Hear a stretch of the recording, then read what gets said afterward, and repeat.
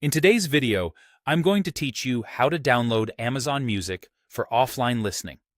By the end, you'll know exactly who can download, how to do it on the desktop app, and how to make sure your tracks are ready to play when you're away from Wi-Fi or mobile data.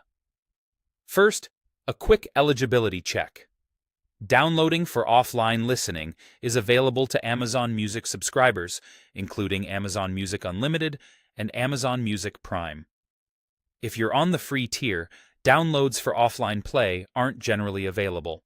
That limitation is set by licensing, so even if you see songs in the app, you'll need an active subscription to save them for offline use. Let's walk through downloading on the desktop. Start by installing and opening the Amazon Music app for Windows or Mac. Once it's open, head to your library. This is where you'll find your saved artists, albums, playlists, and songs. Browse or search for the album, playlist, or individual track you want. When you've found it, look for the download option next to the item and select it.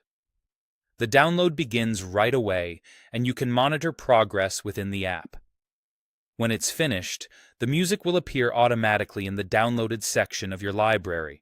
That section is designed to keep your offline content in one place, so you don't have to dig around to find what's stored on your device. A quick but important note: downloaded tracks from your subscription can only be played inside the Amazon Music app. They aren't saved as regular audio files you can move to other players. If you've purchased music, that's different. But for subscription downloads, plan to listen within the app. Now, to listen offline. After your download's complete, go back to Library and open Downloaded.